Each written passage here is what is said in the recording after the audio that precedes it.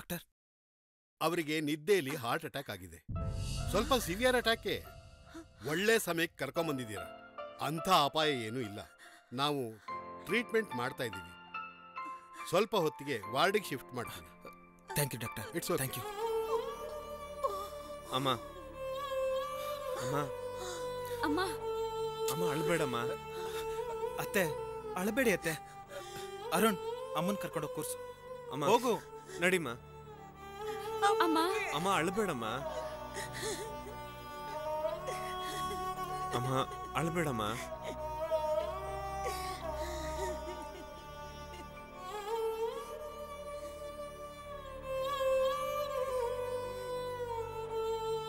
ಸರಿ, bill amount counter ಕಟ್ಟಿ. ಸರಿ ಸಿಸ್ಟರ್.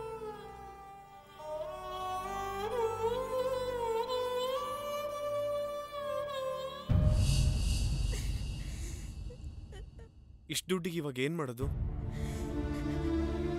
ಮನೇಲಿ ಸ್ವಲ್ಪ ಒಡವೆ ಇದೆ ಕಣೋ. ಅತ್ತೆ, ದುಡ್ಡಿನ ಬಗ್ಗೆ ನೀವೇನು ತಲೆ ಕೆಡಿಸ್ಕೋಬೇಡಿ. ಅದನ್ನೆಲ್ಲ ನಾನು ನೋಡ್ಕೋತೀನಿ. ಅಣ್ಣ ಕೊಡಿಲ್ಲ ಅದನ್ನ. ನೋಡಪ್ಪ ಅತ್ತೆ, ನಾ ಹೇಳ್ತಾ ಇದ್ದೀನಲ್ಲ, ನೀವು ಅದ್ರ ಬಗ್ಗೆ ತಲೆ ಕೆಡಿಸ್ಕೋಬೇಡಿ. ಆರ್ತಿ, ಯಾರಾದ್ರೂ ಒಬ್ರು ಇಲ್ಲಿದ್ದು ಇನ್ನೊಬ್ರು ಮನೆಗೆ ಹೋಗಿ ಮಾವಂಗ್ ಬೇಕಾಗಿರೋ ಬಟ್ಟೆ, ಬರೆ, ಫ್ಲಾಸ್ಕ್ ಎಲ್ಲ ತಗೊಂಡ್ ಬನ್ನಿ. ಮಾವ ಎದ್ಮೇಲೆ ಹಾಲು ಕುಡಿಬೇಕು ಅಂದ್ರೆ ಫ್ಲಾಸ್ಕ್ ಬೇಕಾಗುತ್ತೆ. ನಾನು ಹೋಗ್ಬರ್ತೀನಿ ಮಾವ. ಸರಿ. ಅರುಣ, ಅಮ್ಮನ ಜೊತೆನೇ ಇರು. ಸರಿ ಅಕ್ಕ. ಅಮ್ಮ ಅಳ್ಬೇಡಮ್ಮ. ಬೇಗ ಬಂದ್ಬಿಡು.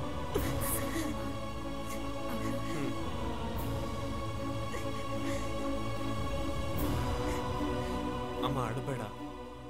ಆರ್ತಿ, ಅರುಂಧತಿ ಮನೇಲಿದ್ದಾಳ? ಪಾಪ, ಅವಳು ತುಂಬಾ ಸೆನ್ಸಿಟಿವ್. ನಿನ್ನಿಂದ ಅವಳು ನೆಮ್ಮದಿನೇ ಹಾಳಾಯ್ತು. ಅವಳು ಮನೇಲೇ ಇದ್ರೆ 10 ಸತ್ತೇ ಹೋಗ್ತಾಳೆ. ಅವಳನ್ನ ಯಾವ್ದಾದ್ರೂ ಕೆಲ್ಸಕ್ಕೆ ಕಳಿಸಿದ್ರೆ ಅಲ್ಲಾದ್ರೂ ಅವಳಿಗೆ ಸ್ವಲ್ಪ ನೆಮ್ಮದಿ ಸಿಗ್ಬೋದು. ನೋಡು, ನಾನೊಂದು ಕಡೆ ಅವಳಿಗೆ ಕೆಲ್ಸಕ್ಕೆ ಹೇಳಿಟ್ಟಿದ್ದೀನಿ. ಈ ನಂಬರಿಗೆ ಅವಳಿಗೆ ಫೋನ್ ಮಾಡೋದಕ್ಕೆ ಹೇಳು. ಮಾವ ಸರಿ ಹೋದ್ಮೇಲೆ ಅವಳಿಗೆ ಕೆಲ್ಸಕ್ಕೆ ಹೋದ್ರಾಯ್ತು ಅಂತ ಹೇಳು. ನಾನು ಇವತ್ತೇ ಮನೆಗೆ ಬಂದು ಈ ವಿಷಯನ ಹೇಳಬೇಕು ಅಂತ ಇದ್ದೆ. ಅಷ್ಟ್ರಲ್ಲಿ ಮಾವನಿಗೆ ಹೀಗಾಗೋಯ್ತು. ನಾನು ಮಾವನ ಜೊತೆ ಇಲ್ಲೇ ಇರ್ತೀನಿ. ನಿನ್ನ ಮನೆಗೆ ಹೋಗಿ ಕಾರ್ಡ್ ಕೊಟ್ಟು ಫೋನ್ ಮಾಡೋದಕ್ಕೆ ಹೇಳು. ಸರಿ ಮಾವ.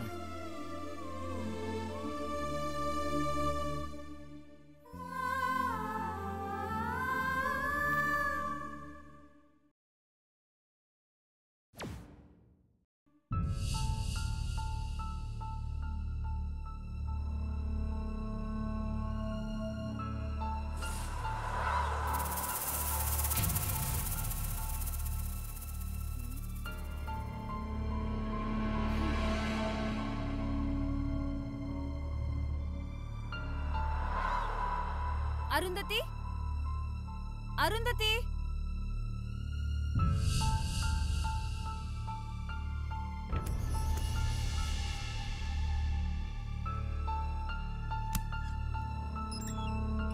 ಅರುಂಧತಿ,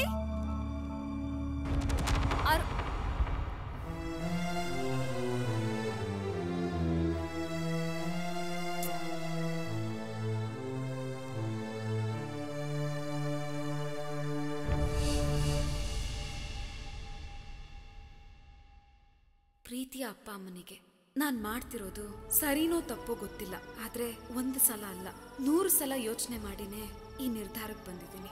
ನಾನ್ ನನ್ನ ಮದ್ವೆ ಬಗ್ಗೆ ಆಗ್ಲಿ, ನನ್ ಗಂಡ ಆಗೋನ್ ಬಗ್ಗೆ ಆಗ್ಲಿ, ಹೇಗಿರ್ಬೇಕು ಏನು ಅಂತ ಯಾರತ್ರನೂ ಹೇಳ್ಕೊಂಡಿರ್ಲಿಲ್ಲ. ಆದ್ರೆ ಮನಸ್ಸಿನಲ್ಲಿ ನನಗೂ ಒಂದ್ ಚಿಕ್ಕ ಕಲ್ಪನೆ ಇತ್ತು. ನನ್ನ ಅರ್ಥ ಮಾಡ್ಕೊಂಡು ನನ್ ಮಾತ್ರ ಪ್ರೀತಿಸೋ ಗಂಡ, ನಮ್ ಪ್ರೀತಿಗೆ ಪ್ರತಿರೂಪವಾದ ಒಂದು ಮುದ್ದು ಮಗು, ನಮ್ದೇ ಆದ ಒಂದು ಚಿಕ್ಕ ಮನೆ ಸುತ್ತ ತೋಟ. ಆ ಕನಸೆಲ್ಲ 1 ಕ್ಷಣದಲ್ಲೇ ನುಚ್ಚು ನೂರಾಗೋಯ್ತು. ಇದ್ಯಾರ ತಪ್ಪು ಅಂತ ಹೇಳಿ? ಚೇಪಿನ ನೋಡಕ್ ಹೋಗಿದ್ದು ನನ್ ತಪ್ಪು. ಅದು ಆರ್ತಿ ತರ ನೋಡಕ್ ಹೋಗಿದ್ದು ಇನ್ನೂ ದೊಡ್ಡ ತಪ್ಪು. ಸಂಭ್ರಮದಿಂದಿದ್ ಮನೆ ಇವತ್ತು ಸ್ಮಶಾನ ಆಗೋಗಿದೆ. ಎಲ್ಲ ನನ್ನಿಂದಾನೆ. ಅಪ್ಪ ನೆನ್ನೆ ಕುಡಿದು ಬಂದ್ ಗಲಾಟೆ ಮಾಡಿದ್ದು ನನ್ ಮನಸ್ಸಿಗೆ ಸಹಿಸ್ಲಿಲ್ಲ. ಎಲ್ಲದಕ್ಕೂ ನಾನೇ ಕಾರಣ ಅಂತ ಆ ಕ್ಷಣದಲ್ಲಿ ಅರ್ಥ ಮಾಡ್ಕೊಂಡೆ. ನಾನ್ ಈ ಮನೇಲಿ ಇರೋವರೆಗೂ ನಡೆದಿದ್ದನ್ನ ನೀವ್ಯಾರು ಮರೆಯೋದಿಲ್ಲ. ನಾನ್ ನೋಡ್ದಾಗ್ಲೆಲ್ಲ ನಿಮಗದ್ ನೆನಪಾಗ್ತಾನೆ ಇರುತ್ತೆ.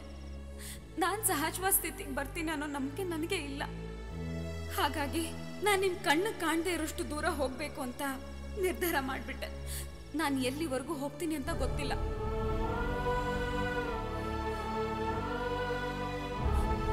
ಒಂದ್ 2 ದಿನ ಆಯ್ತು, ನನ್ನ ಪೂರ್ತಿಯಾಗಿ ಮರ್ತ್ಬಿಡಿ.